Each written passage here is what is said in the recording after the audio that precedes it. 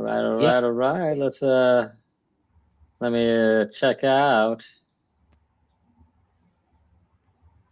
All right, guys. Hold up. I'm still waiting on my profile to kind of magically pop up, but hopefully it should. Let's see.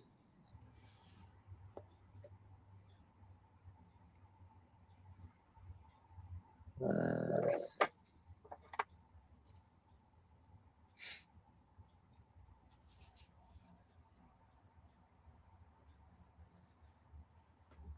I don't know.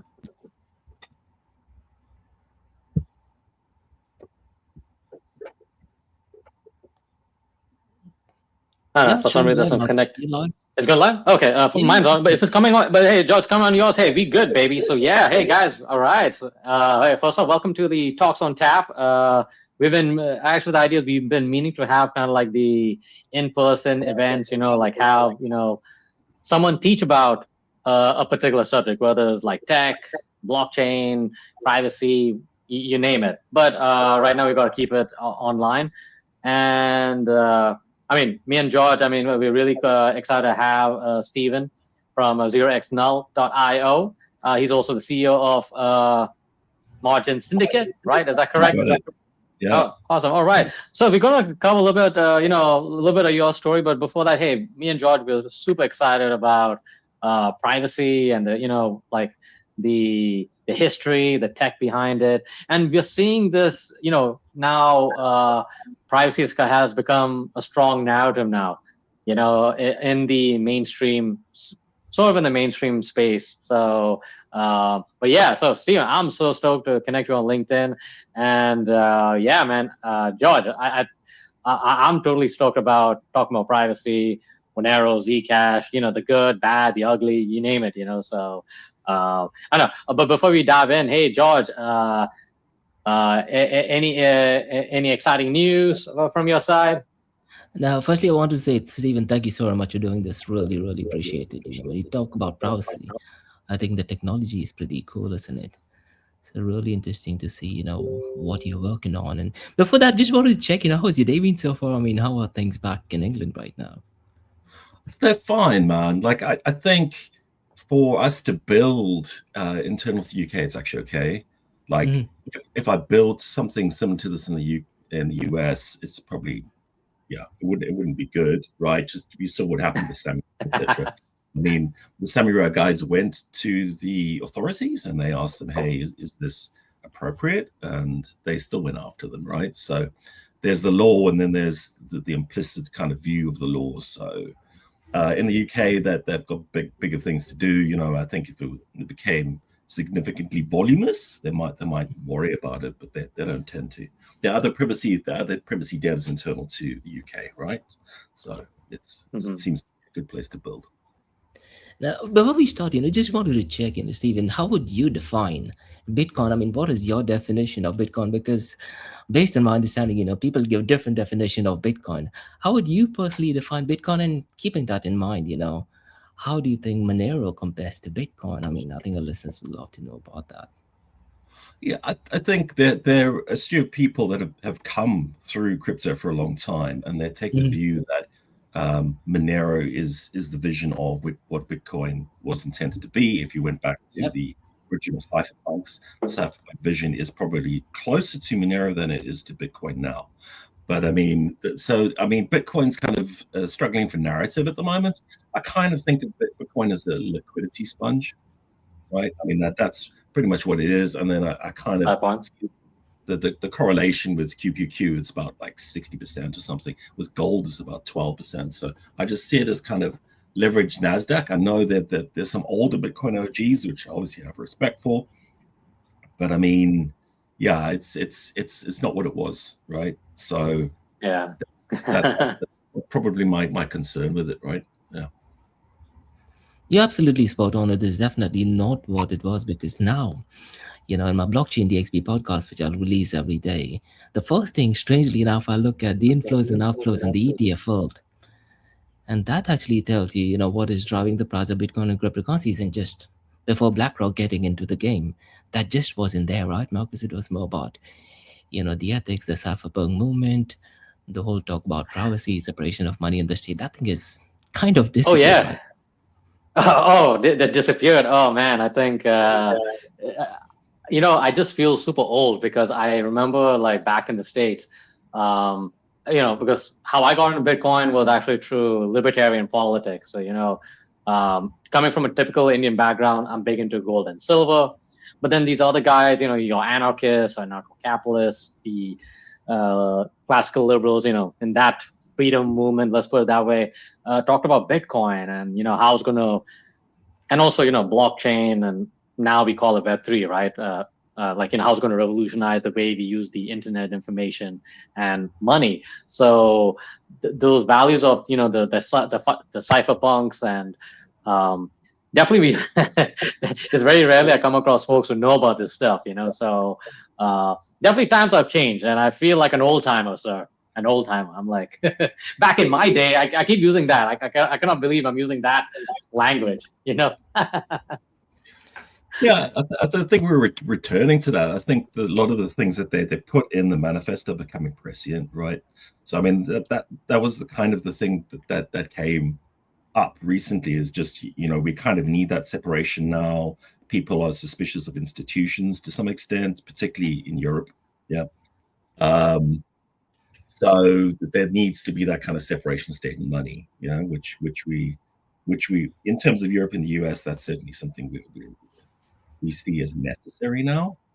But yeah, also taking the cypherpunk ethos, to me, there's a lot of perfectionism internal to crypto now, and there's a lot of, if you actually get revenue, then you're not going to get money from VCs. There's lots of kind of ideation of technology, and like people working for years and years on engineering projects which don't really kind of make money, right? So like I think like for a cypherpunk kind of idea, you kind of need to build commercial products, things that people actually use. Like we've got so many blockchains now, like people don't use them. Yeah. And there was this confusion with ZK Tech, like when Scroll came up and ZK, they weren't doing things in bytecode, they were doing things in EVM. So like it wasn't private, it was just to kind of speed things up. But there was this deliberate kind of smearing of it, saying, oh, ZK private, but I mean, it's not at all, right? If it's not done in bytecode, they were doing it on EVM. So they were just mashing numbers together. So I mean, it's a bit sketch. I mean, you were saying like there's more of this idea of privacy tech coming through, but it just kind of feels like a narrative again. You know what I mean? It's just like No, sure, yeah. But do you think like maybe like with Scroll and these other privacy tech stuff is more like in terms of the technology, there's always some sort of like a trade-off and stuff. So in how they approach things, I mean. Yeah, it's really hard for them, right? Because they're taking VC money.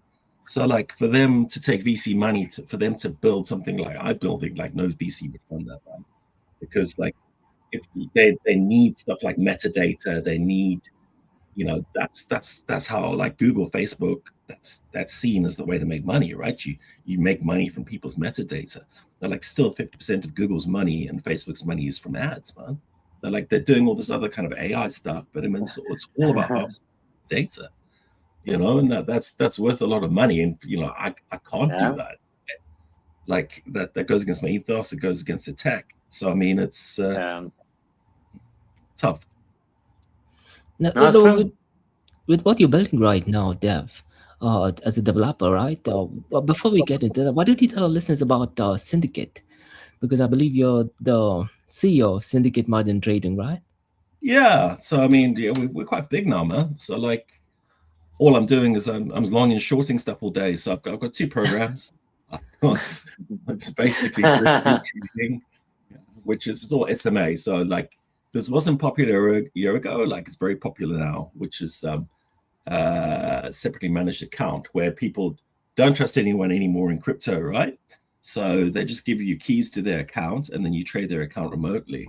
And that's been like really successful. Yeah. So I mean, yeah, it's taken a while to kind of get to this point, but now, yeah, like it's It's crazy, yeah. And I've just started doing options, and like not many people do options, but I mean, I built this thing over a year to like trade options just systematically, because it like a lot of options trading is done sort of by actual traders, and I thought like you can definitely trade this systematically with all the data you have in crypto. So I trade derivatives basically, so I trade options and swaps. Yeah. But that's a, you know, it's just me, but now it's a fairly large business, right? So Yeah. um, I just thought I'd do something else on the side, right? Because like it's try to do give something meaning, right, as opposed to longing and shorting stuff all day, right? I can, yeah. That is something that you're passionate about, as opposed something you talked about earlier as well, isn't it? Not necessarily for making money, but rather focus on privacy and privacy. Yeah, I mean, I just feel sorry for the next generation, man. It's like, what are they supposed to do with what they're given, right? It's difficult for them. And then like I had all this knowledge from working in systems and working all these telecom companies, and for me, like I see how you can use the technology, and I know how to build it, right? So it's not like a big deal for me to kind of just strap it together and say, hey, this is what you can do, and people can choose to use it or not. And like, yeah, I mean, we started doing like predictions because everyone was doing predictions, and like use Oh yeah, totally. yeah. And then what did I do? I tried to hook up 11 labs so people could synthesize like people's voices and stuff. You know, it's just like all these kind of ideas that I put together as like in a private kind of way. So I just believe people should be able to provide these services in a private kind of way, because we see all this metadata being captured. So we just had this issue in the UK where Company's house was infiltrated, and all this personal data was. I mean, we see that every single day. Yep. So for me, all the time. it's just nuts. Like the KYC just seems like an attack vector. I mean, like, why do you need it? You know what I mean? It's not for the users. It's for the compliance people, right? It's not for the user. It's never for the user. Yeah. And yeah. unless you're at Mexi and you're trying to get your money out of them, man. But like, it's not nothing else, man. Yeah. No, I'm glad you brought up the KYC thing, because one of the guys, I'm sure you might have heard of Bruce Fenton. So Bruce Fenton, well-known libertarian guy. He ran for, I guess, well, I think he ran for some candidacy in New Hampshire, but he's also the guy who organized Satoshi Roundtable, like in Mexico, and also a couple of years now here in Dubai too. So I remember him. He did mention about, why did KYC come into being, is because of this term called in the banking space, particularly politically connected individual, or something like that. So normally they have to, what do you say,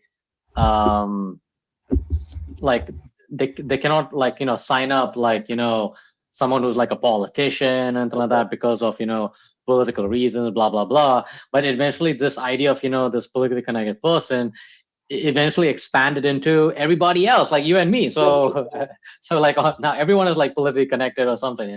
So this is where this ridiculous idea of KYC comes from, because of this concept of politically connected individual or person or whatever they have. So so what the point I'm trying to say is, like, it started with a small thing, and you give these bureaucrats and politicians, they are able to expand the definition to everybody, and now all our data is stuck in all the centralized entities, and how many times our data gets leaked, and that information can be used against you, all that kind of stuff. And so yeah, I just want to share a little bit of history over here. So yeah, totally. I was watching this thing about similar thing like digital ID in Britain. They did it during the Second World War because they were trying to catch people who were German spies, right? But they kept it open in 1952. So you always have that scope creep. And then like the War on Terror, remember that? Like, Tony tried to bring in digital ID. Why? It's like, it's just an excuse. And then like more recently, like they're trying to do it again. But I mean, I think it's just, we're gathered, but they're the onions to the world, right? My view. Yeah. So you get the people that you see, and then you get their bosses, then you get their bosses' bosses, okay, and then to them, we're all numbers on a spreadsheet, right? We're numbers on a spreadsheet. So they want to enumerate the numbers on the spreadsheet, right? So like, what is this guy doing? Da, da, da, da. And then obviously it's a control mechanism, right? Like you saw what happened in China. I mean, it's not good, right? Like those guys, you see those guys like sleeping on the street, like because they've been, I don't know what, like I get speeding fines all the time, man. Like I don't want to like lose my. It just seems disproportionate, man. It's just like I say, it's part of a control apparatus. Yeah, I think that's the reason for it.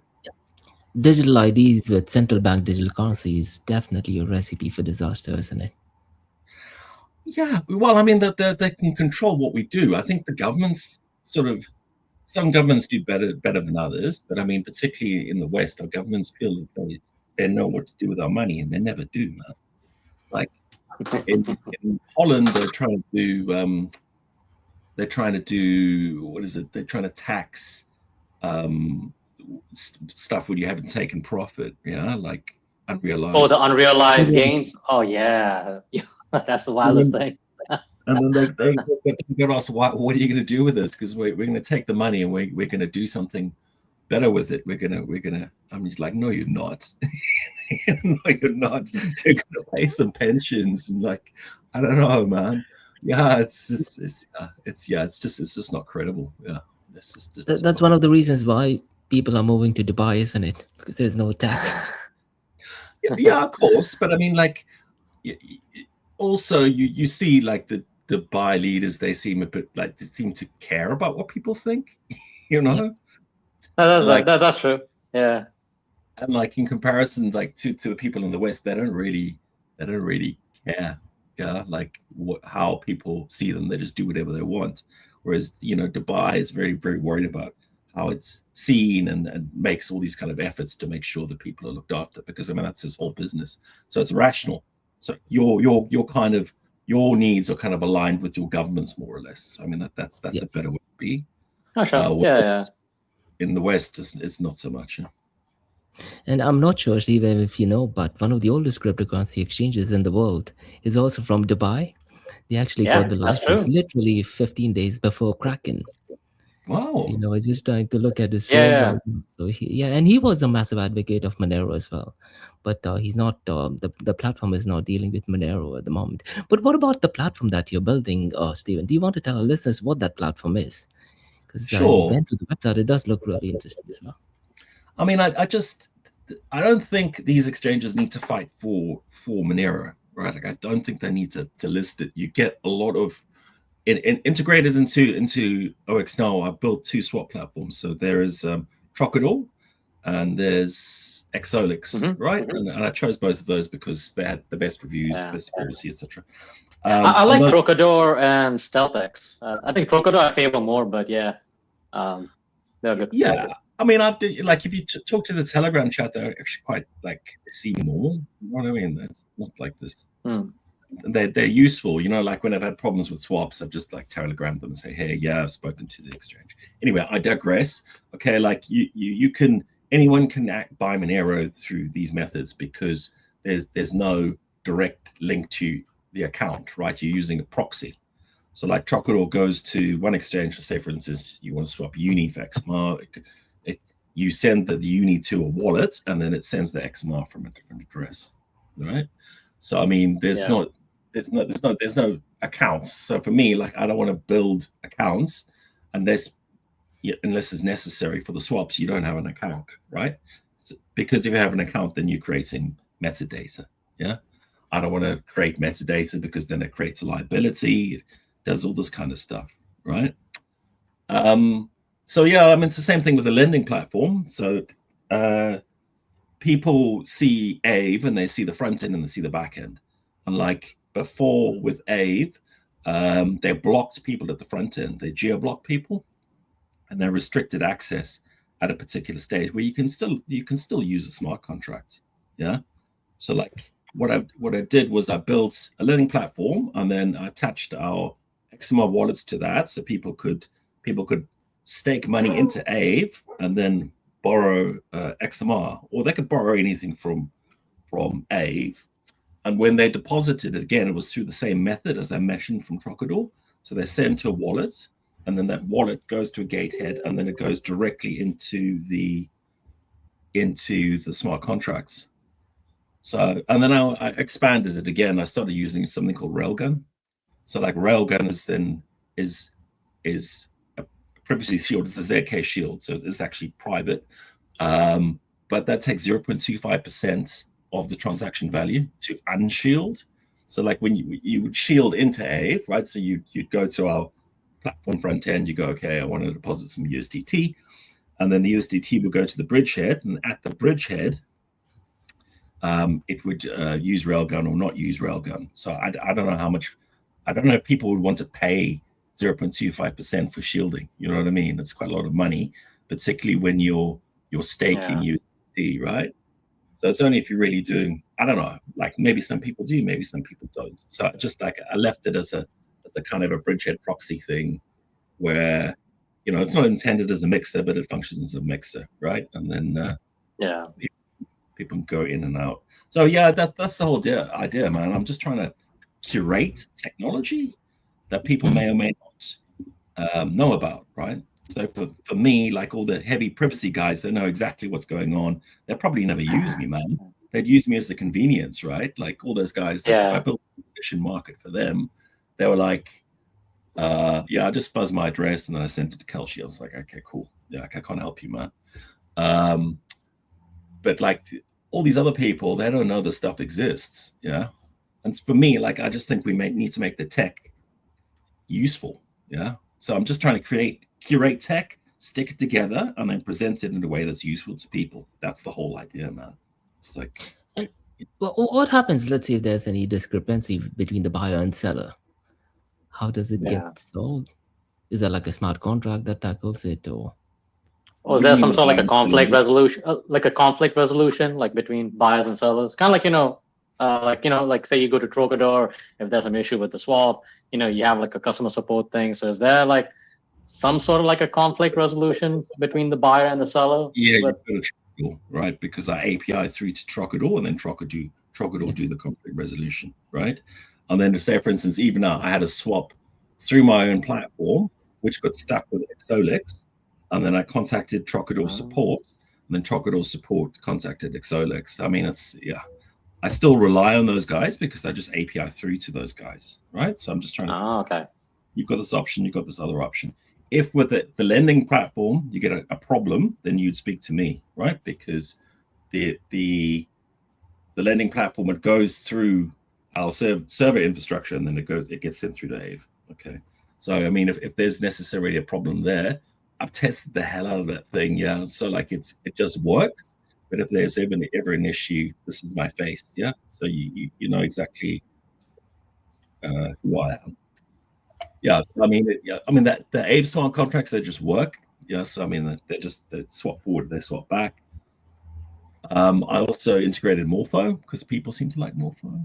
Yeah, so it's like it's the same thing. They're slightly different structures in terms of because with Morpho they're more like vaults, so they're not really a smart contract. So you need to stage the deposit. So yeah, I mean, just seeing what people want to use, man. Like I'll build whatever privacy tech people will actually use. I just don't know what it is yet, right? So like I built the prediction markets, and I got some promoter in Ukraine to promote it, and people did use it, but they weren't like crazy about it, like it's not, yeah. So I mean, I thought like people would love to like bet in private, yeah, but like people don't really, they just go with the liquidity. It's like, yeah, it's a chicken and egg. Makes sense, yeah. Adoption is always a challenge, isn't it? Yeah, it is, man. Like I suppose like people are building stuff all the time now, right? So like it's to kind of differentiate. Yeah. I mean, particularly, I think that with Polymarket and Kalshi, they were VC backed. So basically, their fees were zero. So like, I'm waiting to increase their fees. Yeah, just waiting in the wings, like try and monetize, boys. I'm going for you, yeah. But it's it's adoption. Yeah, I mean, it's also tenure, man. Like if you go onto any of those platforms, like if you've only been there for 1 month, they don't trust you. 3 months, they don't really trust you, and 6 months, they don't really trust you. So like, I just thought I would just build quietly, test. Just look at new tech, bring things on slowly, and just build a long-term reputation, and just wait. Like I've got Margin Syndicate, which can kind of support me. Mm-hmm. Fine. I mean, like I said, I'm not trying to monetize my thing. My rake on those markets is like 0.3%. I mean, it's tiny. Like I'm not trying to make money from it. Yeah, I'm just trying to build an eco. That the point is not to make money on one thing. It's to pull people into the eco and get them to use. I mean, I've got a market there where people can buy and sell stuff, which is all transacted in XMR. So yeah, trying a few things, man. It's like trying a few things. I mean, there's a lot. I've started putting software on there for free to dodge speed cameras and stuff, but like probably shouldn't discuss that. Only for the bar, we'll have to go ahead and edit that part out. But for that, just kidding. I mean, it's like for me, like we just need to be equipped. Yeah, like we can't be sheep. Yeah, so like it's not that we're cool. 100%. We need to have the knowledge. Yeah, with no knowledge, then we're just sheep. Yeah, so that's the thing for me. It's not doing the thing. It's just having an understanding so that we're a credible threat to power. Yeah. Anyway, what do you say? Yeah, it's 100% correct. I agree. Yeah. But George, I want to ask you about like about that Senate here, the Senate hearing on DeFi. I forgot who the guy is, but in fact, you know what, Steven? Just a few weeks ago, there was a Senate hearing, and there's a Senate member called Bill Foster. Now, he's a massive advocate of privacy. I mean, he knows how to write zero knowledge proof, but he's a massive detractor of cryptocurrencies, and he's doing it only for political purposes. Now, his argument is that, when you talk about Bitcoin cryptocurrencies, it is all about, the ability to go ahead and verify the transactions. So why should we have mixers? So he's very much against mixers. He's very much against privacy coins. Now, here's the crazy thing. He's a massive advocate of privacy coins. He knows the technical elements, but only for political reasons. He's saying all of these things. So what is your take regarding that? Well, he doesn't understand technology, right? Like you've got read keys on Monero. So like now he knows everything. He knows each and everything. You can verify the transaction. you can look at the open key mechanism, right? Yeah, so his point is, why do you want mixers in that sense? And it was, I believe, the lawyer from Kraken. He was also explaining it to him, and unfortunately, the answer that the guy gave did not make a lot of sense, because he was saying that, look, majority of these transactions, cryptocurrency transactions, 85% of them are actually done in centralized exchanges. So he's making an argument, a case for KYC. Yeah. So that answer, he's saying that, this gives more reasons to have KYC for transactions. Yeah. I mean, mixers sometimes are incidental. Like your bank's a mixer to a certain extent. Like smart contract is a mixer to a certain extent. Like as long as you don't make a thing about it being a mixer, then it's not a mixer. Yeah. Like it just kind of happens. Sorry. Yeah. Yeah. No, but I just want to add this. Like a couple of days ago, I'm sure Steven, you're aware. Like I keep forgetting whether it's the Supreme Court or which are the higher court in New York or something. Crypto mixers is legitimate. Essentially, privacy is legal. Like I don't know which, there's a New York court or something like that. So So I know the one with that's I mentioned about the DeFi guy with the Bill Foster. I know that was like a couple of weeks ago, George, but I know just recently we just saw in the United States that, hey, crypto mixing, it is legal, it's private. So and I know like the regulators and some of the prosecutors, they always try to find some way to, like screw the American people and everybody else. But I just want to state that, like, what do you say, like the mixer thing in the United States is actually legitimate. It's not a criminal activity or anything like that. So There was a Um, report, Marcus, published by the U.S. Department of Treasury, and yeah, Scott yes, Bessler, yes. Ah, okay, who's the yes, head of the U.S. Department of Treasury. Even he said that using mixing services is perfectly fine. yeah. So what I think, a lot of people, only for political purposes, they're going against it. Hmm. Now, this Bill Foster, It let's is, say, if yeah, he's benefited by cryptocurrencies, or if he was a Republican, I'm 100% sure, he would talk all the benefits about privacy coins and zero knowledge proof. It's a really interesting hearing. It's quite Yeah, long. but like, what is the point of cryptocurrency if everything is just a pseudonymous open page? I mean, like all those, like what are those companies that build transaction graphs? Yeah, they make a big business out of it. So I Yep. mean, oh, it's like it's just chain analysis and stuff, right? Yeah, just mapping the whole Bitcoin network, off, right? man. Like people, for people now, we put up all these barriers to people. We put up all these KYC things, and people hate it, man.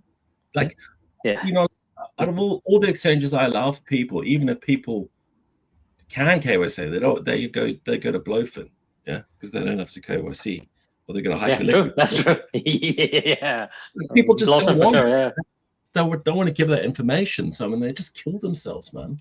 Like they just kill the industry. And like I think the industry kind of took on all this KYC thing, and because they thought it would bring money. So it brought money to like Bitcoin, but like everything else just kind of went. Yeah. So I mean, I don't know. I don't know how everyone else is kind of thinking about it now, but I mean, maybe that's why they're having this resurgence in terms of this narrative of privacy. But like, okay, well, this didn't serve us, so we're going back to our roots. I don't know, but no, I think Steven, like what you shared about, like for example, the example of Blowfin. I mean, these are examples of like no KYC exchanges, even also with the BitUnix and others too. Like to a certain limit. I mean, there's a somewhere like after 20K. $500,000 or something like that, Yeah, or more. yeah. Like I know I know it might have changed, but a lot of people were attracted to it. Even also with MEXC too. I remember like there was no KYC and stuff, so it was easy for Americans, participate in the you know crypto trading and burps and all that stuff. So psychologically, I think for the retail, I think it was just an easier, much more friendlier user experience. Maybe like I think for some of these exchanges who are putting KYC, I think they're targeting more like your institutions and stuff. So that part I can understand, but in terms of the user experience, I think it kind of like pushed a lot of people away. So or like certain segments. So.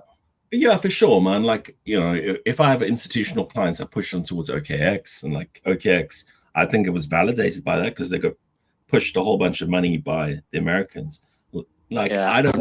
I have a problem with Binance because I don't think Binance is tech. So I mean, like, I look at them, I look at kind of retail exchanges and I look at institutional exchanges. For me, the institutional exchanges are probably Binance, OKX, and Bybit.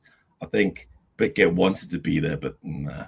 And then there's BingX and all that. There's the rest of them, yeah. Yeah. So it put people off, man. So I mean, and also like coins constantly dumping. I think that probably put people off more. It's like everything. Yeah. I think it's more the problem. It's not the KYC. It's the quality of the list. Yep. That's true. Yeah. That's true though. But hey, but no. But Steven, I'm actually quite curious about the name 0x null.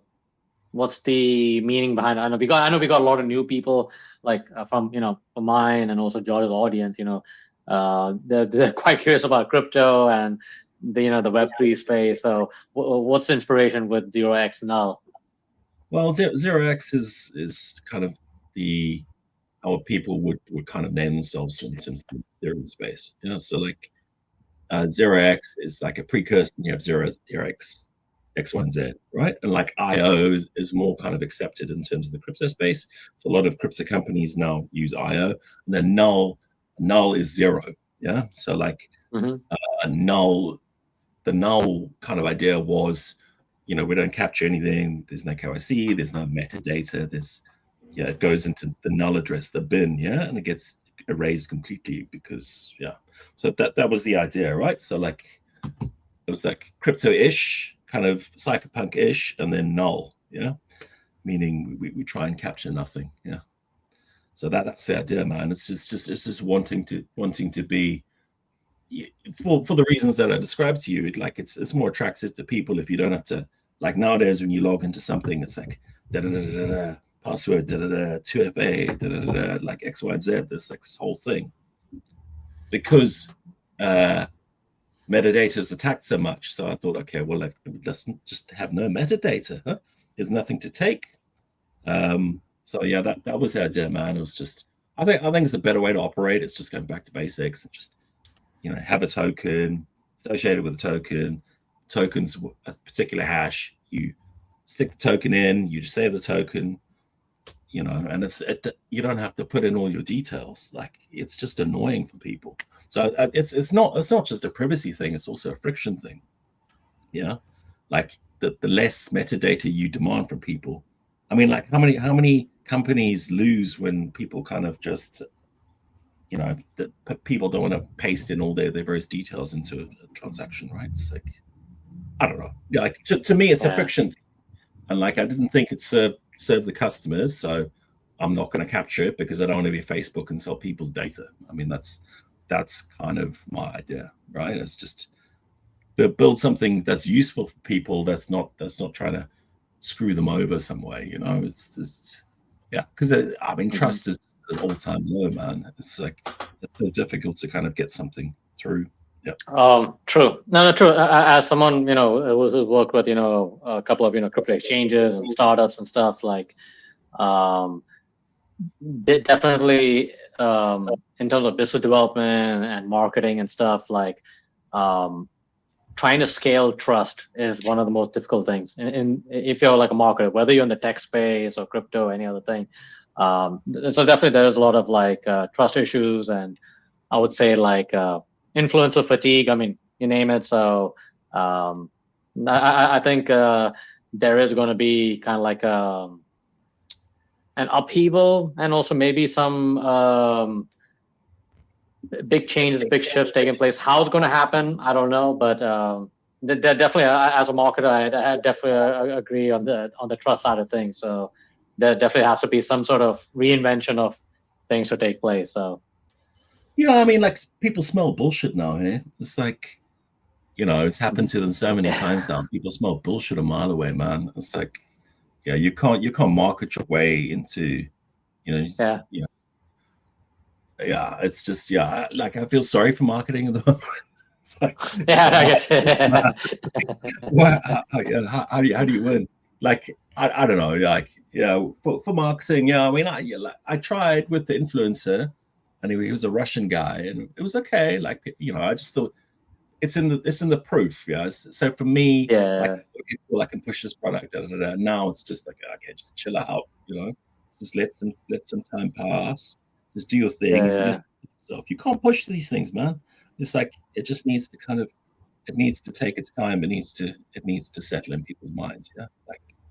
And this helps. Thank you very much. But no, good point. No, thanks, Roman. LinkedIn buddy. I think he. Yes, sir. Thanks, Roman. I appreciate it. That definitely be. In terms of blockchain analytics, I think it's all like kind of mapped out and stuff. So I think this is where like privacy tech comes in. So, but anyways, back to 0x null. Hey George, do you remember Amir Starkey, his project? Oh yeah. Open Bazaar. About right. So he's in the UK.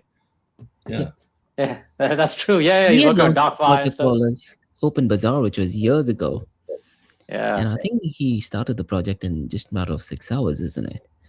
And that worked on, where buyers and sellers. It was essentially a marketplace where people could buy and sell things. And one of the problems back then was, a lot of people were saying that they received the product, but they did not actually sell it. And there was a lot of drama going on. And unfortunately, the project did actually shut down in 2021. But what about the project that you're building, Steven? Is there like a marketplace, and can people buy and sell physical stuff as well?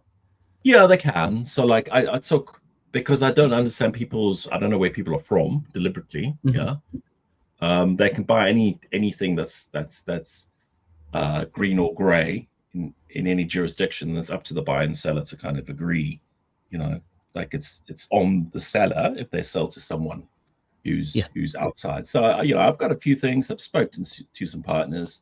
I mean, like I had one guy who wanted me to do steroids, and I was like, no, I'm not going to do steroids, man. It's like because it's illegal, but I mean, you can get some precursors which can help you. And then like stuff. There's one guy who did like aphrodisiac chocolates, and those are legal in the UK, but they're illegal in Holland. So I don't know why. Yeah. So it work, man. Yeah. So like it's So we're just trying these things, just like, hey, it's an open market. It's been between the buyer and seller. I'm not trying to get in the way. I'm trying to facilitate things and trying to be infrastructure as opposed to, trying to make money off a marketplace. I just saw what was happening with Etsy and all these things, and we're just going the wrong way, man.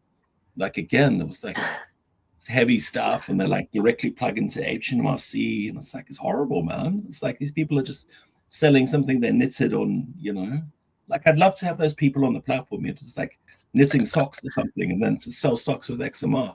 That would make my day, man. It was like it'd be so cool because it's outside the panopticon. Yeah, it's just yeah. That's what I want to. I just want to do away with this whole idea that privacy is for like people who only want to do like dodgy stuff. Like it just isn't. That's what Wit and I, because he's trying to do this invoicing system with XMR, because we've got view keys with XMR, so you can see into the transaction. Just make it more of a method of exchange, which is private, which is how we prefer to interact, right? Like you'd rather just trade cash between this guy and this guy. It's up to them, right? The problem's theirs, like this is not up to us. So it's. Yeah, just trying to change the image of privacy. Like most guys building with Monero wouldn't be on here talking, because they'd be like building a DNM. But like that's not my thing, right? That's okay. There's this the guy, I forgot his name on LinkedIn, and he's putting out some great stuff. I need to find. I'll put it in the link later. He's a former DNM admin. He's putting out some fantastic privacy tech stuff, man. I need to look it up. Excuse me if I don't remember his name, but he's a good guy. So like all these guys who are doing this stuff, they're not all baddies. I think that's the thing. We kind of said like people trying to pretend like we're baddies, and we're not. We're just on the side of the people. That there's a difference, And then like so then that sometimes puts us in opposition to a government. If the government's good, then they're not in opposition to us, right? Because then the people are aligned with the government. But if they're in direct opposition and they're trying to do stuff like they're doing in the States, they're trying to make it big deal mixes, and it's like, so what? It's like people are mixing their money. It's their money, I mean, the railgun, they did this thing where they checked for OFAC, so they checked against OFAC. So like railgun, as a technology. They tried to kind of work around that. So like people are trying to work around that and to show, we're not trying to like just facilitate people doing stuff, that doesn't make sense to us. It makes sense to us if everyone kind of use it. That's the problem I have with Zcash, right? They've got this, you can shield, you can unshield, and then when you have shielded Zcash, then it looks dodgy. Yeah. So like if you have Zcash that's shielded and then the unshielded stuff, it looks like you don't have something to hide. Exactly. I mean, it doesn't make any sense, man. It's just like just shield everything, right? And then everything's put into that kind of context, and then everyone gets the privacy, which is the point. Yeah. But I mean, like chain analysis, definitely, man. Like chain analysis, like directly into the government, dude. It's like, but Rumi, you should look up they had like this internal expose, and they were talking about Monero, and the guy was like he was a channel analysis guy, and he was like saying really good things about Monero. It's like, oh yeah, there's everything else, and then Monero, we can't do X, Y, and Z, and it's really the gold standard. Like, we were like, like that's really funny. Yeah. So I mean, yeah, for sure. And then for us in the UK, we've got who's that crazy guy, like Alex Karp or whatever his name is, like what's that? Palantir and I like working. Alex Karp, yeah. Oh man. It's like, how can we trust him, man? This guy's crazy. He's like full of white powder, like jumping up and down in his chair, like kicking his legs, and it's like laughing about killing I mean, people. he was definitely on some psychotropic drugs. That's for sure. I think that's I mean, some of the Or just say he's on drugs. Yeah, easy. Yeah. yeah. But no, but even also like even without drugs too. I mean, he had said some pretty let's say gnarly things, which kind of goes against human rights and stuff. So I don't know. It's a I don't know. I know a lot of people have don't really have much positive things to say about him, but then again, he puts it out there, and he is quite bold. And it is funny, the word Palantir comes from the movie Lord of the Rings, right? So the all-seeing eye. So that should be. I mean, Are they involved with Anthropic as well by any chance? Or are they involved with Anthropic? Because there was a bit of drama right now between the US Department of War and Anthropic. There's a legal court case going on where they've with actually Palantir, I don't think Anthropic. so, but that's more like a US government Palantir thing. would using the stuff by our API. So when you're working with AI, if you segment stuff, if you chunk stuff, then you can get it to do whatever, right? So they were getting Anthropic to do war plans, and they were like they weren't into it because what the US was doing with back in the old days that would be illegal. Yeah. Back in the going in and like snatching someone's governments and putting pictures with him in handcuffs. I mean, it's crazy shit, man. It's like yeah. But anyway, yeah. So like everyone, I think it's reasonable to be a little bit suspicious when your government's like all big pals with Palantir and they give them all this access to your private data. I mean, how can you trust them, man? It's like, how can you trust them? Right. So I mean, it's just that. It's just not rational for me to like trust these guys in any way, shape, or form. So I mean, I'd rather I just made the website for me. I can find all my services, and it's like it's no fuss. It's like super easy. Yeah. That's why. Steven, in England in 2010, I was working for the UK Consensus. I was working as a team manager, and you'd be surprised that the UK Consensus, the company handling it was Lockheed Martin. Even everyone was really shocked, like, how can they be of all of everyone? How is it that they are in charge of UK census? And it was very few people, even protested that, but that was really scary. Wow, that is wild. That is wild. The consensus had each and every detail. Our government is so weird. They just don't listen to the people at all, man. They just do their own thing, So there's obviously someone controlling these guys. Yeah, that's why they're just not behaving rationally. Yeah. So yeah, like all those guys like Lockheed and Bechtel and all these kind of companies. That's why they go blow up stuff. Yeah, it's because they have to rebuild it. Yeah. So like it's nice. The whole military-industrial complex. We'll talk about it. Yeah. Because we're talking about not funding the military-industrial complex. This is my segue. Yeah. Yeah.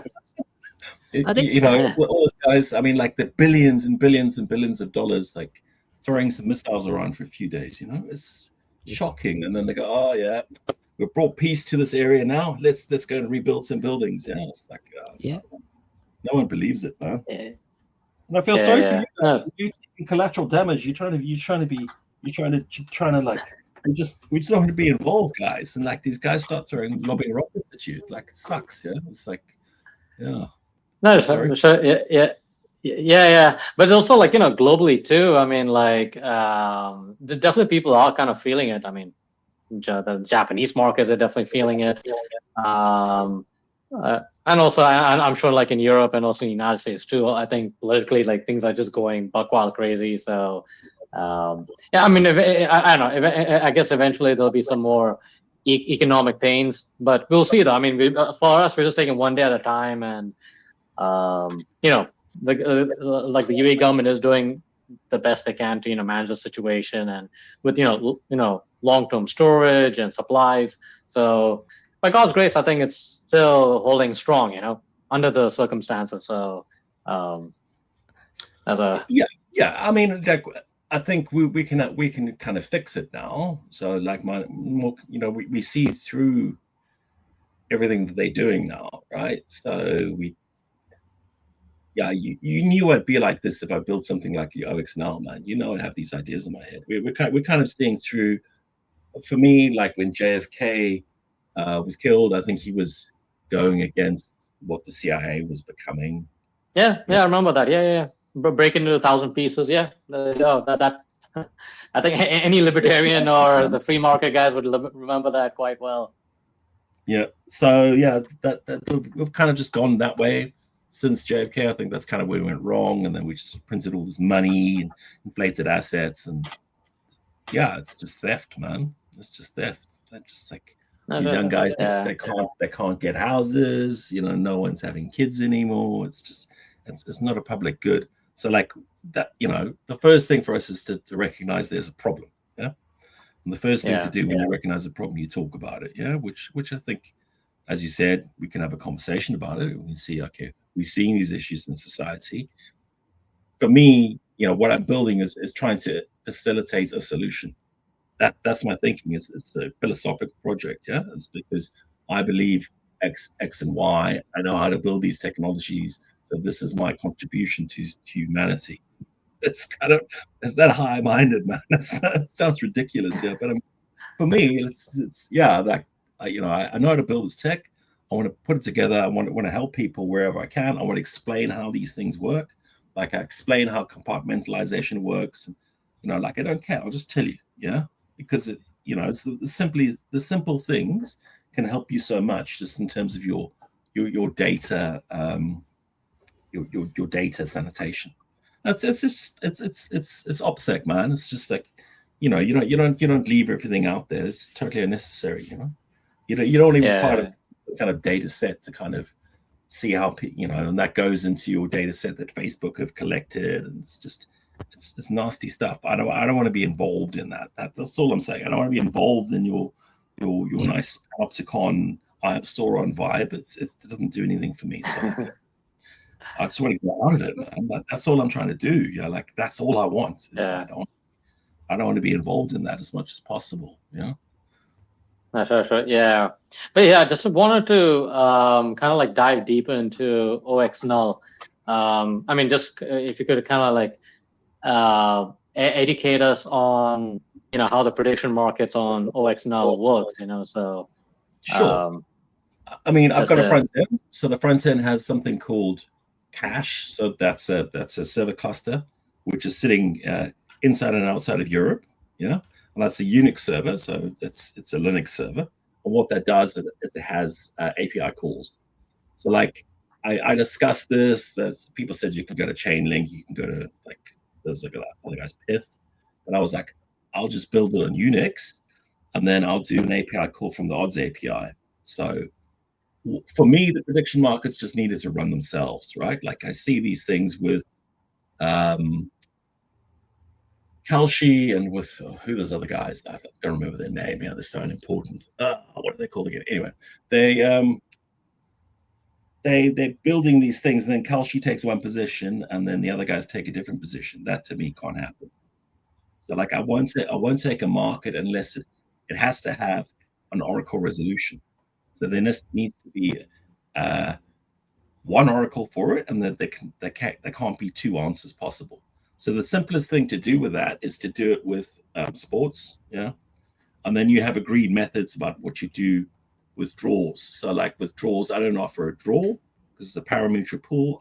Either the win losers, there's either a win or a loss based on the bet. If there's a draw, I just return people's money, right? Because I can't determine, and I don't take any money from it. Yeah. So the only time that I take 0.4% VIG is when someone actually wins a pool. So if someone puts money on a particular pool, like say, I don't know, Northampton versus Brighton or something, they bet on Northampton and no one bets on Brighton, yeah, the Northampton guy gets his money back, right? Yeah. That's why you see so many draws on our list, is because we need two sides to a bet. But then with a parimutuel pool, just to understand how it works, so like if some person bet like 2 XMR on Northampton and 1 XMR on Brighton. If Brighton wins with 1 XMR, they take the 2 XMR from the Northampton guys. Yeah. So it's a winner takes all scenario. So you need to be careful about the amount that you bet because there are no odds. Yeah. It's a parimutuel pool. It's kind of how horse racing used to work.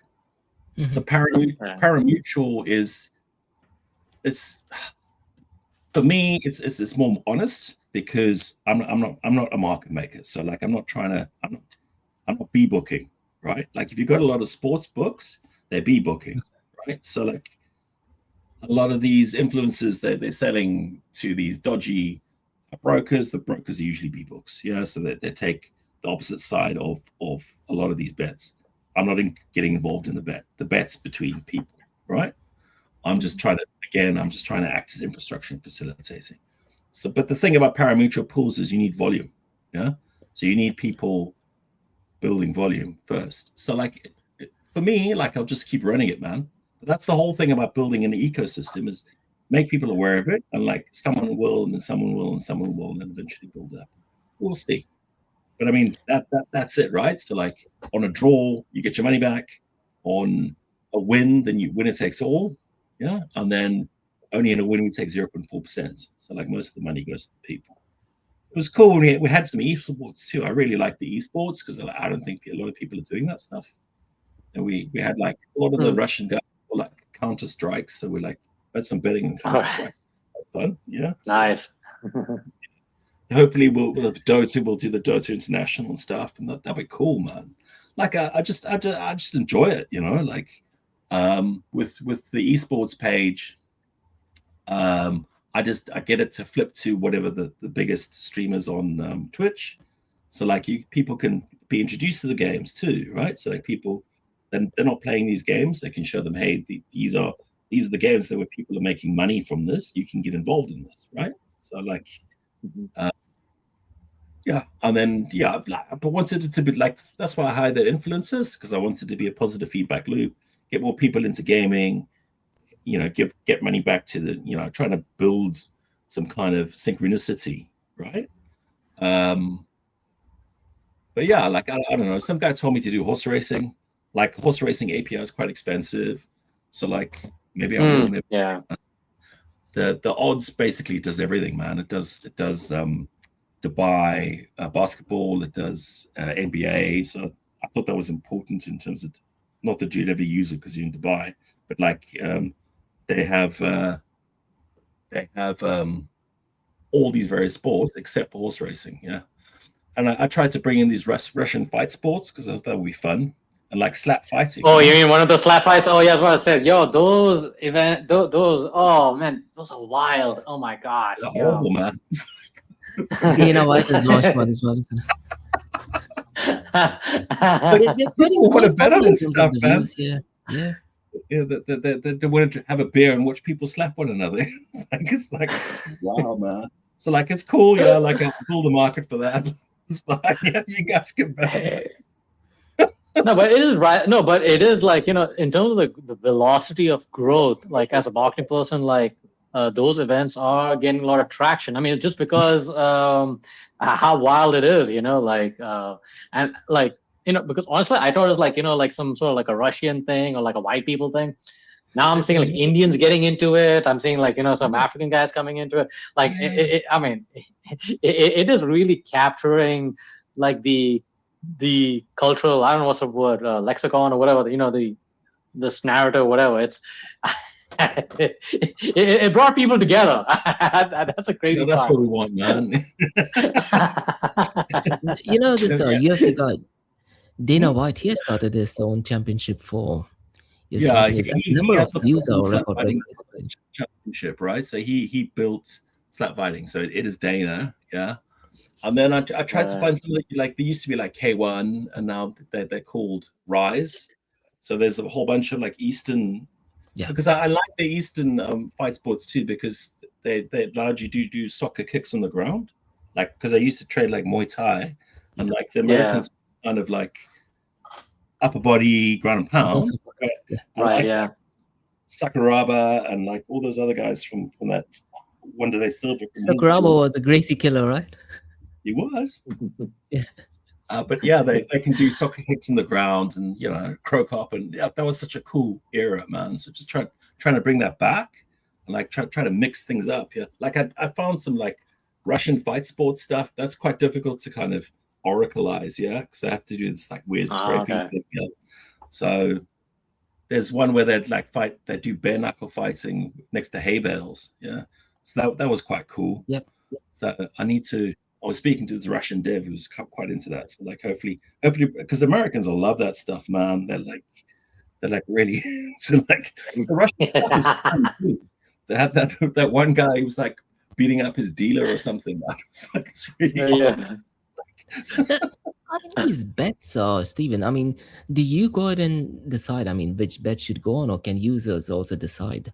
Let's say, they can decide. I mean, I try to pull all markets that I can have an oracle for, right? So like, with the odds, I'll just take everything from the odds, which has an upcoming game. My server looks at, okay, what's upcoming, and then it'll put those as available. So like people can, I'll show people the markets that are available, and they can create a market in anything that's available. So I tried to push everything that I can oracleize, because remember, my idea is there needs to be an oracle for something, that there definitely needs to be an answer, because I don't want to get involved. Yeah. So like I either need to win or lose, and I need an authoritative source to do the win or the lose. If I have that, I'll try present it, and then you can select any market that you want and create any market that you want.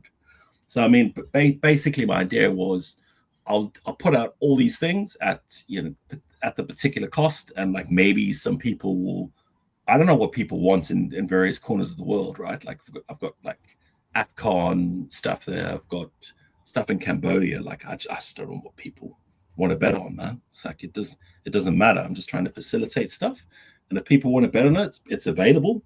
I think in terms of the sports that we have available, I think it's very, very wide, because we're not market making, right? We're just creating parimutuel pools. If people want to bet on something, they can bet on something. Yeah, it's like, yeah. Make sense? Interesting. Yep, That makes sense. Yeah. Okay. Oh, so you can kind of create like custom markets, new categories, and like in the coming future, in the OX null platform, essentially. Yeah. I can build any market. Like some guy asked me to build governance, so he wanted to bet on governance, which I thought was crazy, but he was like into it. So I built a governance section. So like if people want me to build markets, I'll build markets for them. I don't mind. I just like I'll do it as long as it gets traffic. Yeah. So if you think a market's a good idea, tell me, and then I'll build it. Yeah. No costs. But yeah, he wants to see whether or not Bitcoin soft fork ahead of Quantum. So I was like, okay, cool. So I built a governance section. So like if people want to bet on governance protocols, but then I said to him, there needs to be definitive rules. What are the rules for determination? Because I don't want to get into a situation where like a Kalshi situation. One guy says one thing and one guy says another thing. Yeah, the rules need to be clear. Okay. Oh, makes sense. Okay, that's good. No, and thank you for kind of like giving us kind of like the behind the scenes and the mechanics of 0x null. But here's my favorite question. I want to ask you is, and I'm sure like also the audience and the folks out in LinkedIn and other social platforms, why did you choose Monero XMR as the exclusive currency? How come no stable coins like USDT, USDC, or maybe or any other privacy coins like Zcash? I guess why Monero, the exclusive currency of 0x now? Because any other cryptocurrency creates metadata. Yeah. And then we talked about Zcash, and it has imperfect security because you can partially shield it, so that creates metadata, implied metadata. So the entire schema, if everything is encrypted, then it's encrypted. Then I don't know where people are sending the Monero from. That's important for me. Like I don't want to know where you're from. Yeah? Like I don't want to get involved in any of that kind of stuff, because as soon as I can see that stuff, then I become liable for that stuff. Yeah. So like I just don't want to know. Yeah. So like that's why XMRs because I can't see the source. It could be some wallet that someone just created a second ago that I have no information about that wallet. Yeah. So for me, it's because it makes metadata impossible, and that is the only cryptocurrency that allows me to do that, right? And it's got good liquidity. Yeah. So like for me, and then you see if you look at the context of DNMs, it was adopted. So like it's the most functional cryptocurrency bar stable coins, right? Like people use it, right? And then if I thought, if I just make it easy for people to use swap platforms like Exolix and Trocador, they might use it. Yeah, like just try and reduce those friction points. Yeah, so that's why, man. It's because it makes metadata impossible. Is the short answer. And then people are protected. Yeah. So like it's to protect me, and it's to protect the people on the platform. Excellent. And the only thing I can add is, I mean, people often say that one Bitcoin is one Bitcoin. I kind of disagree. I think one Monero is one Monero, because when you talk about it being fungible, you can make an argument that one Monero equals one Monero. When you talk about Bitcoin, newly minted Bitcoins are often sold at a higher price. Confiscated Bitcoins are sold at a cheaper price. In Monero, you can't do any of those things, isn't it? So you make an argument that one Monero is equivalent to one Monero. That's an interesting way to look at it, right? Yeah, like in terms of true fungibility, that's correct. Yeah, like you do get a dirty Bitcoin, which people don't want, and that's forever dirty Bitcoin. So I mean, that's for me again. That shows the metadata problem. Yeah, it's like that Bitcoin will forever be dirty. Yeah, where like I have people swapping XMR to XMR, like internal to my swaps. I don't know why they're doing it. It's like it's paranoid, but like I don't know anything about that swap, and that XMR could be that XMR on the next swap. It's completely fungible. Like this, you can't. I mean, like with the new, I think there's a new upgrade, which is they currently have something called ring signatures, which I think is about 8 or 10. Yeah, and soon with an upgrade, the ring signature is going to be the entire network. Yeah. So in terms of that's true fungibility, and it's the only thing, if you have a ring signature at the moment, if you look at the Monero address, you've got 8 different outputs.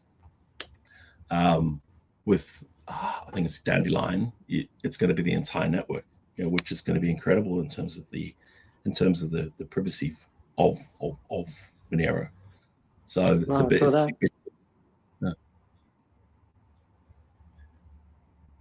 There's a question for you, Steven Byron, here. Yeah. Yeah, I think it's best first. What do you think of African market? Yeah, it's very, very, very important market, man. Like because we had M-Pesa in Kenya. Yeah, so like M-Pesa was a big thing. They could use. Yeah. They were using mobile money a long time ago. So yeah, I mean, it's particularly in terms of Nigeria. Like I'm very proud of the Nigerians in terms of, the government tried to crack down on crypto, and they were like, nah. yeah, man. They don't play, man. Yeah, exactly. So I mean, yeah, for them, stablecoin is a big deal, right? Like because like people, not many people want to hold naira. No offense, dude. So like, they probably want to hold dollars. Yeah. So like it makes it easy. So I mean, it makes sense for the youth population just for the value of their money. It's starker than for us. In more established markets. Yeah, like our money doesn't like inflate and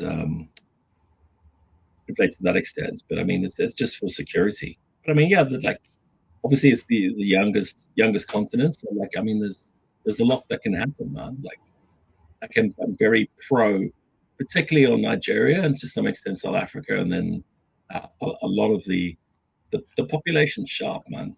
So like I hope they make something of it. Yeah, I hope they get an opportunity, which they may do. We'll see. I put a lot of my kids' money in Africa actually, like because I thought like a 20-year time frame that they're probably be better than now, right? You'd think, yeah. Whereas probably the West's probably but yeah, we'll see. Yeah, yeah. I mean, definitely we're seeing like some. I guess from the the Western Hemisphere. Definitely, I do believe it's kind of like going in a decline. I mean, I still have some of my American friends over there and stuff, but many of them have moved to like South America. There's some here in sunny side Dubai. Others also going to Southeast Asia and stuff. I think I'm also seeing some interest in Africa, mostly in who I'm talking to. Some of them are like in Kenya or something. So, I mean, there is a rising talent. Google has also like kind of like a startup accelerator thing over there.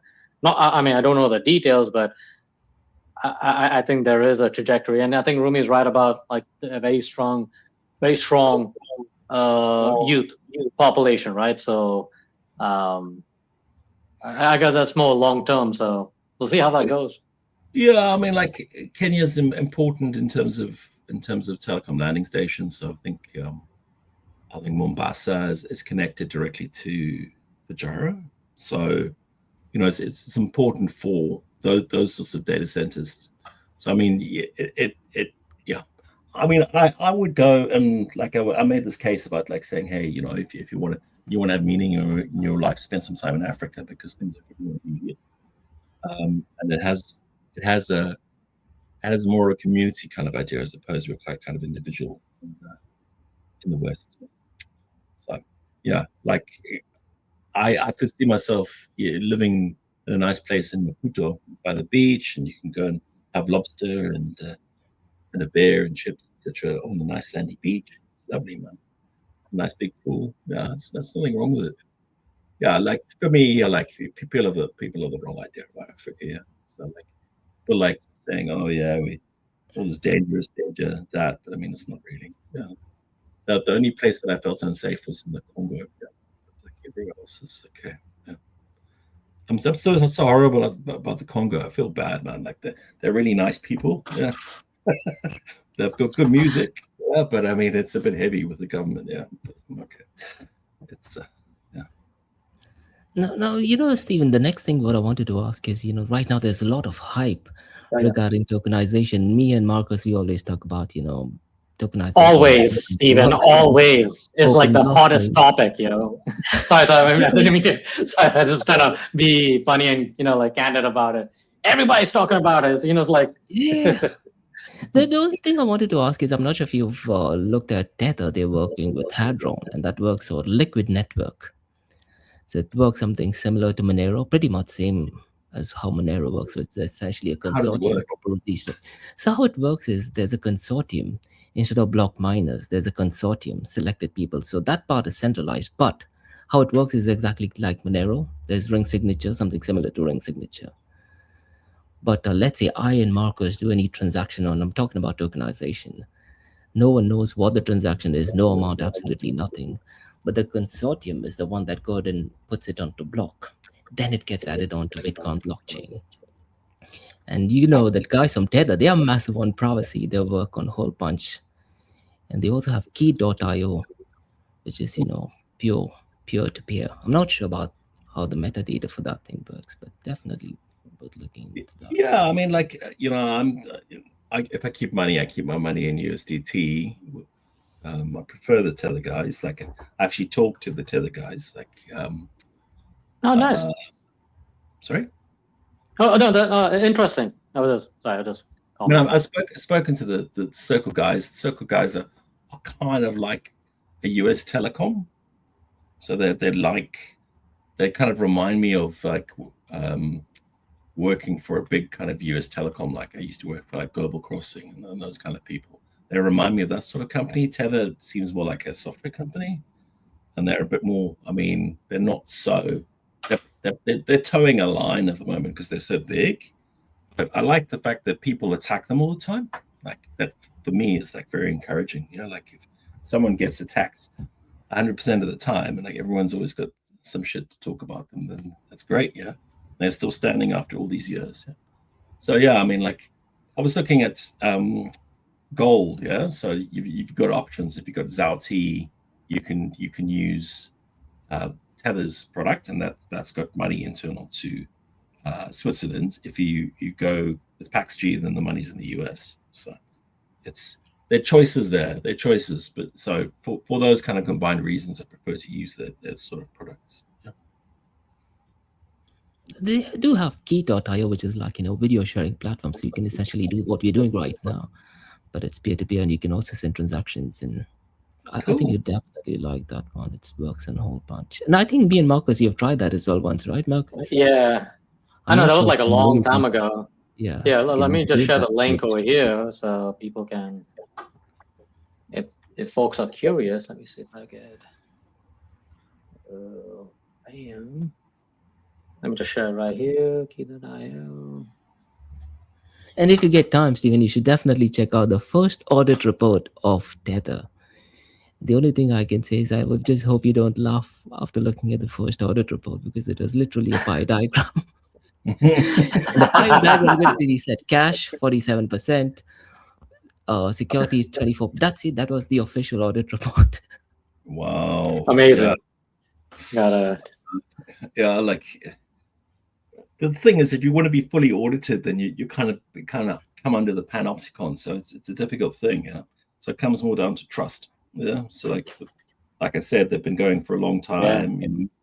Yeah. And you look at people's motivations, like why would they rug? Yeah, like I don't know why they would rug, and they've been tested a lot of times. So when you kind of read between the lines, if you look at kind of official documentation, if we're suspicious of that official documentation now, then we need to read between the lines. Yeah, so we need to look at evidence. 100% agree. I've always been a detractor of Tether. Even the audit report, it's not even a report, it is more of a statement of the audit report. It's done by a firm in Italy, which, by the way, has been fined heavily. So, It's the cost of doing business, man. It's like Exactly. I was about to say. You're right, Stephen. It's like HSBC for all the drug dealing that they. Yeah. So I think with HSBC, if my memory serves me well, I think they were fined like, say, what, $700 million for funneling the Colombian cartel's money. I forgot some FARC cartel. I know some cartel thing. I mean, to me, I'm more like a conspiracy scientist. I'm like, okay, I'm pretty sure the cartels got funded by the CIA or one of the alphabet agencies in some form or fashion. So, not a surprise. The CIA set it up, the HSBC then facilitated, right? And that's why they only get the $700. Yeah, you see how this works. Yeah. Oh no, they don't. They got fined. They got fined $700 million actually. But in terms of funneling the money, it's somewhere around like maybe 4 billion or 5. I don't know. I could be wrong, but again, it's just cost of doing. Just cost of doing business. But that's not the crazy part. The lady who was in charge, Marcus. You know what happened to her, right? No. Please tell me more. But I think she's working for World Economic Forum. If you can check that, I'm 1,000,000% sure. So the lady who was in charge of when they found out that she was the main person responsible for it, I'm not sure if she was asked to leave or was she transferred, but she's currently working for the World Economic Forum. 100% sure on that. So yeah. Yeah. But there was also oh my god, there's questions about Proton. Yeah, like I posted this thing about like they've got their marketing ladies from the like, guys, you can't have a marketing lady from the web as your marketing person if you're working with Proton. Yeah, but Steven, I know you mentioned about Proton Mail, but you also did mention about Tutor Mail, or now it's tutor.io or something. What's the story behind Tutor? Yeah, I think Tutor more kind of Swiss. They did have a guy who went in under oath, and he said, I was working for the government and I was putting stuff into Tutor. So it was a bit, it was suspicious, but apparently that was debunked. Yeah. So like, okay. I think if you're smart enough, just build your own web server, man. It's like it's the safest thing, and then you don't have to rely on these mail service providers. I can't really vouch for any of them, man. I just don't know. You know what I mean? I just don't know. I use because it's encrypted to kind of talk to customers when they're sending me like API keys and stuff. But I'm not going to put like, I don't know, I wouldn't trust them, Mm, So yeah. you know, I don't know that I'm sure they would roll over on you if you were a baddie. So I mean, it's it's not something to trust with your life, that's for sure. Yeah. Understood. Okay. Yeah, no, because like many years ago, I mean, I think I do use Proton and stuff, like, for like certain stuff, like, but because I know it was kind of like, recommended like back in the day. This is like what, like 2016, 2017 or something. So it was just relatively new. It came like same time with Startmail and all these other. I think there was a website called restoreprivacy.com or something like that. It's kind of like It's like a how do you honeypot. say, kind of like an aggregator kind of deal. Let's see. But I mean, it's a good website. I think. Yeah, I mean, there's no perfect. I mean, this is the kind of thing that I was trying to say with the privacy guys. I mean, like, of course, I would like to do things all in smart contracts. Yeah, but I mean, it's not. You can't. Yeah, it's like, Yeah. No, fair enough. Yeah. the problem. When I looked at the technology like Aztec, and you can't do lots of complicated stuff, and then you still have metadata because you have to use addresses and so on. Ethereum. I mean, it's Okay. very hard to do privacy with, because Monero doesn't support any of that stuff, man. It doesn't support smart contract. Like there was secret for a while. It had no liquidity, but like I spoke to a guy who'd worked with them, but I mean, secret, the encryption's based on the Intel CPU. It's like, to me, like the Intel CPU's like got backdoors in it. Yeah, so like it's crazy. Why would you encrypt something with it where it has to be with an Intel CPU? It's just dumb, man. It's just like, it looks so sus. Yeah, it looks so sus. So like, it's really hard to find kind of smart contract privacy stuff, because it's very difficult to do. Yeah. So like Monero, I mean, I'd love Monero did smart contracts, but I don't think they see it as part of their remit. Yeah. Understood. Privacy Okay. with smart contract is privacy with smart contract. I believe it's expensive as well, isn't it? It does actually cost a lot in order to do one smart contract. If you, I think Anish Muhammad, who's working for Panther Protocol, he had a session and he was saying that in order to incorporate, let's say, zero knowledge proof for one smart contract, I hope I'm not mistaken, but the cost is well over $300 or $400 per transaction. That does become ridiculously expensive, And this was at But least that was like a couple of years ago, to be fair. Oh yeah. Yeah, I mean, was what, like what, 2022 or something? So I don't know what's the computational power or the cost behind it, but maybe I think you may have a better, like a pricing mechanism than us. It's expensive. The compute's expensive. Like when I did it on Arbitrum, like I had about like 4 or 5 different RPCs, and like if you use Railgun, when Railgun does a recompose, tries to build a Merkle tree, it smashes your APIs, man. It's like, yeah, even if you do a restore from points, like it just kills you in terms of API because it's so busy. Yeah, so that the compute is nuts. Yeah, so I mean that's really the problem. It's just cheaper to do the compute on a Linux server. it's way cheaper, man. So yeah, it's a tough one. It's a tough one.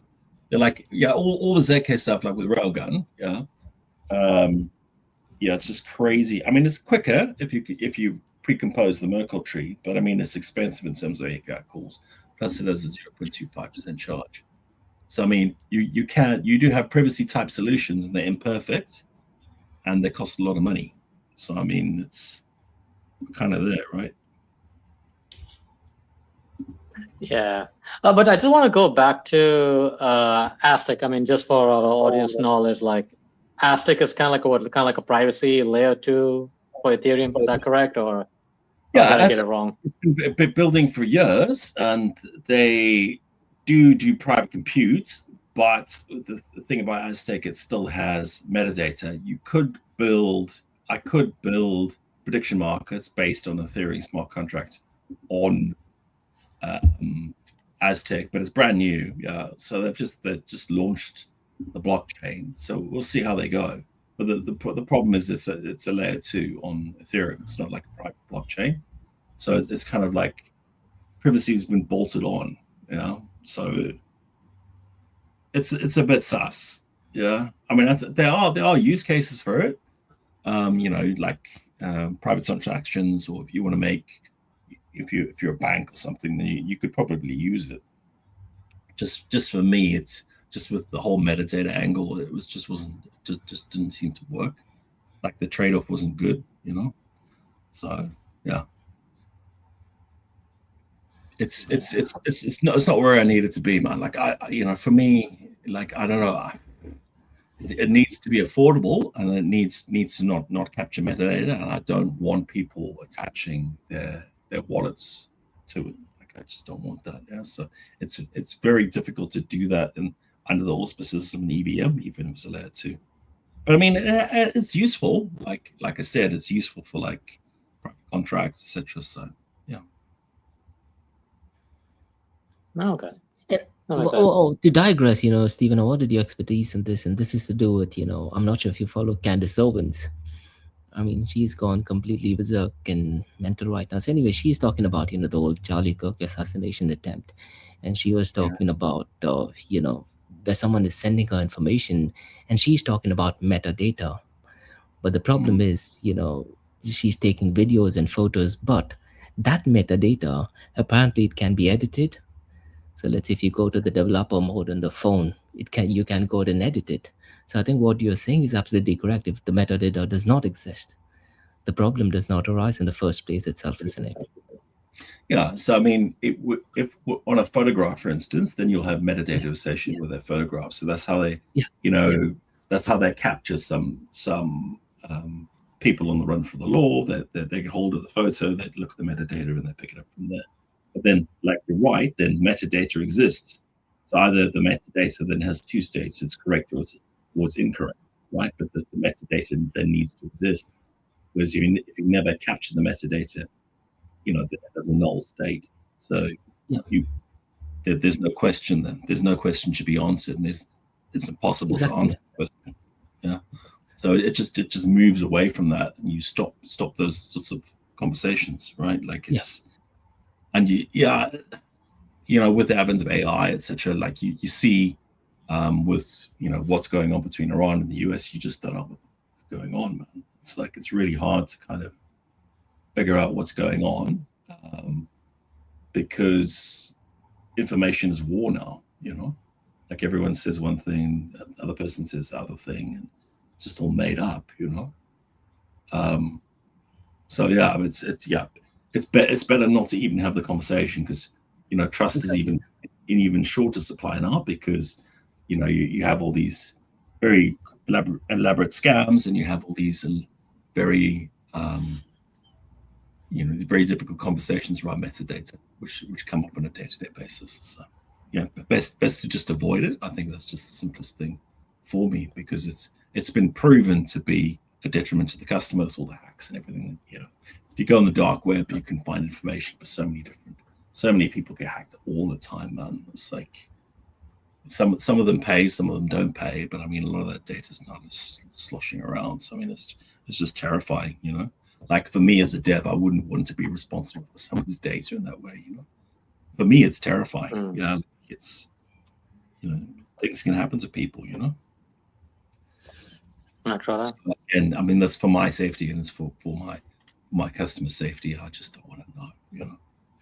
And am I right in saying that people like you are more susceptible to being hacked?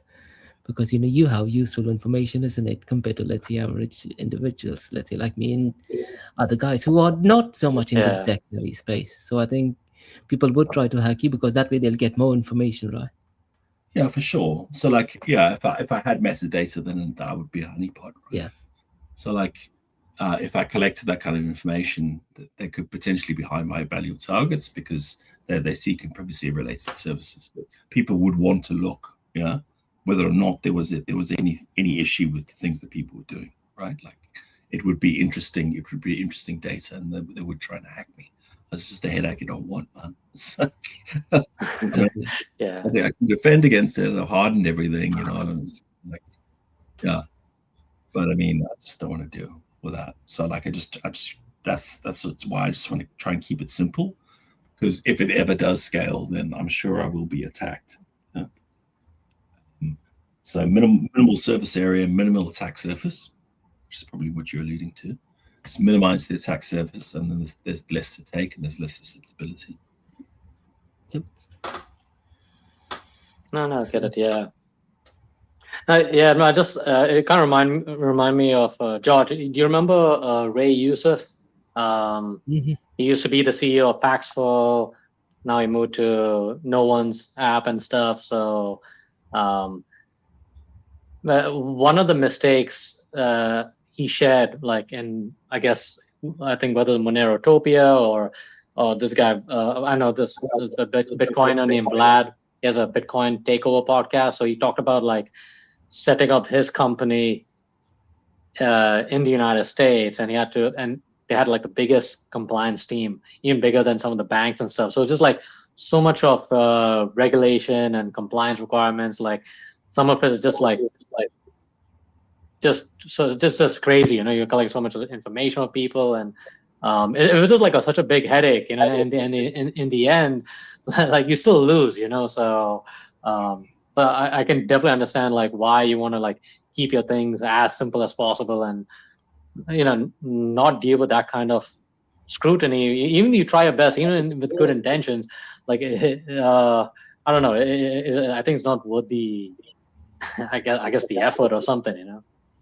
Yeah, I mean, it was it'd only be worth the effort to me if I wanted to monetize people's data, which I don't want to do, right? So that would be the only reason that so I don't want to collect it, and then I don't become a target for authorities or people who want to do something, who want to kind of get that kind of metadata. I don't become a target for them. So to me, that's just the most intelligent design. It's just, unless you want to do something shifty and you want to collect it, to me that's shifty. Like you want to collect people's data. It's just people think they can now, like it's totally fine to collect people's firstborn and everything else. It's just nuts to me, and because they've gone so far that the stuff's now in the wild, so people ask for more data because the stuff gets hacked, it gets released into the wild, and then that they need to protect on the basis of an even expanded data set. So I mean, it's just a very slippery slope.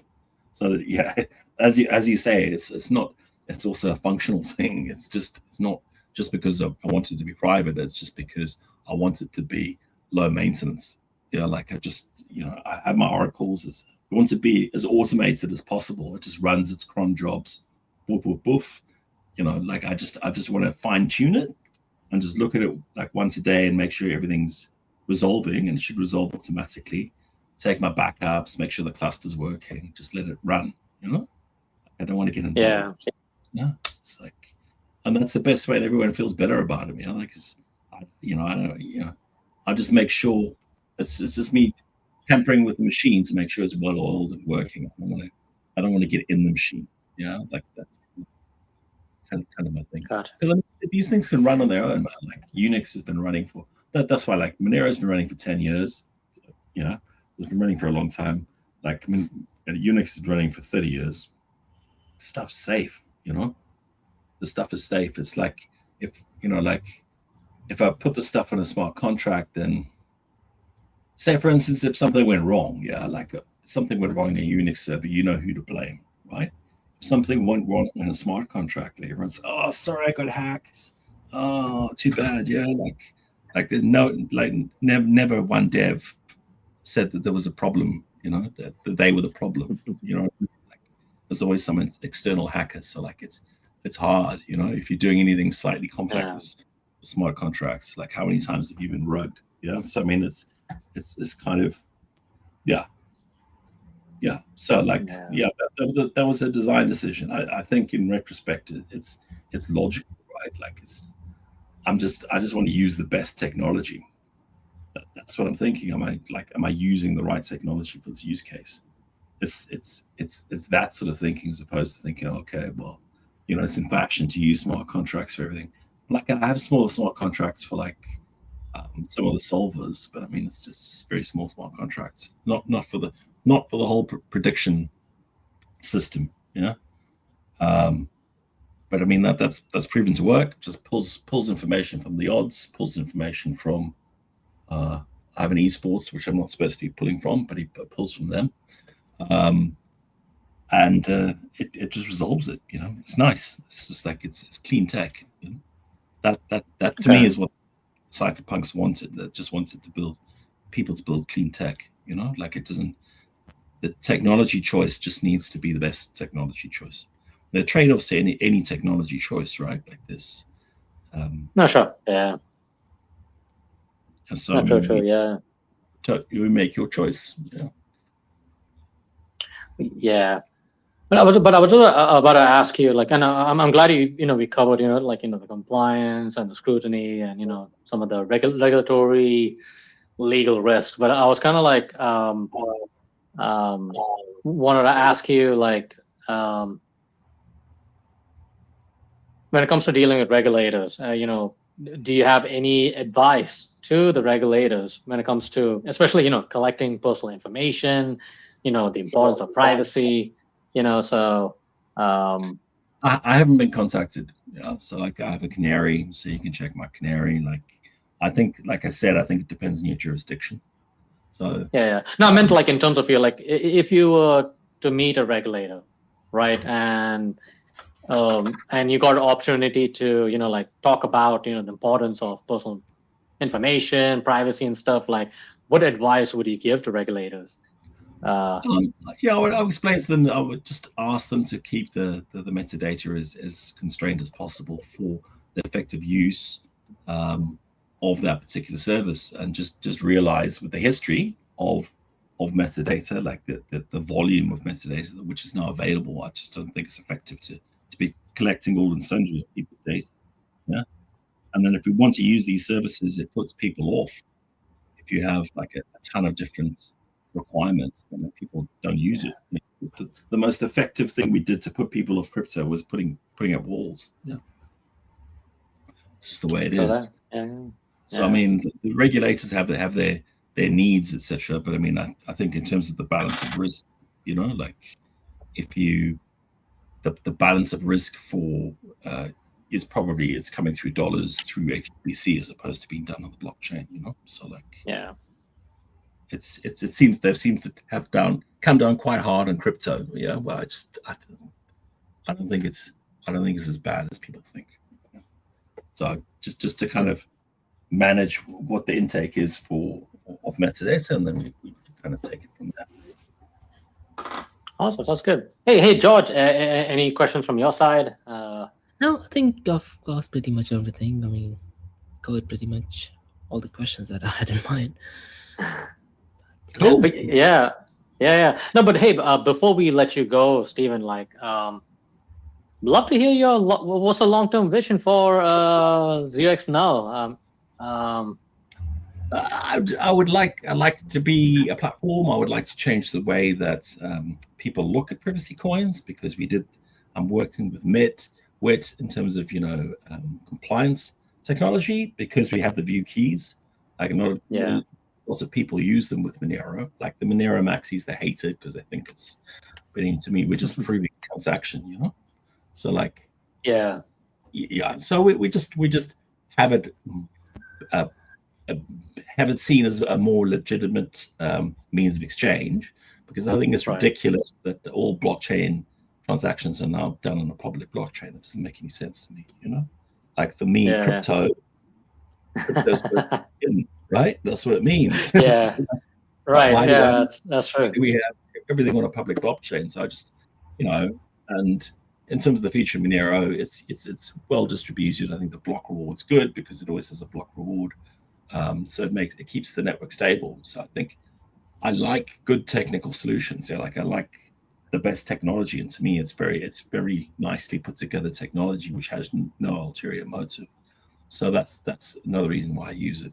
So I just want to like I said, we moved away from like being prediction focused, and we just want to be more kind of lifestyle focused, and just give people an exit. You know, they're feeling trapped Yeah. in their lives. You know, you can use these services, you can trust these services, and then you can do X, Y, and Z. You can play around. Yeah, like I tried to do, bring in like a small OnlyFans section. Yeah, we'll see what happens with that. We'll see the marketplace. We'll see what happens with the betting stuff. You know, it's yeah. Yeah. Well, yeah. I'm just trying to apply the technology, and then eventually I'll find something that people are into, and then I'll just riff on that. But I just wanted to create an ecosystem that people could go to, where they could trust, because I've found the best technologies, I've implemented the best technology that I could find. So I'm just going to keep doing that, man.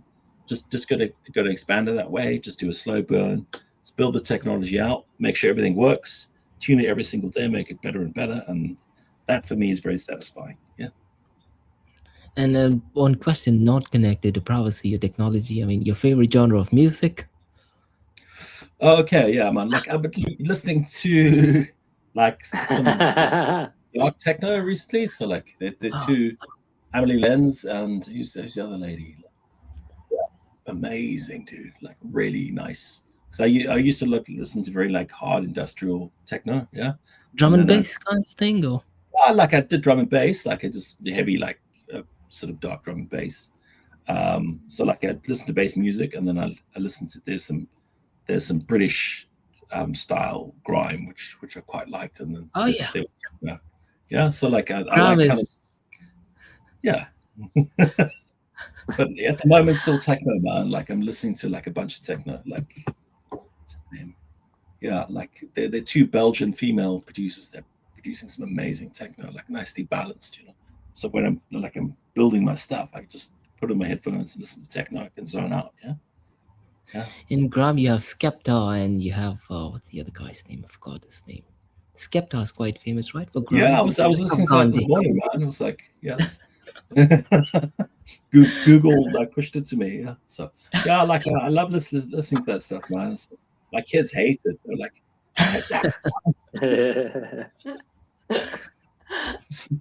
Oh, that's cool though. Yeah. But awesome. All right. Hey, Steve. No, thanks for joining us. I mean, for me, it's a pleasure to have the high quality conversations on privacy, DeFi, and zero x null.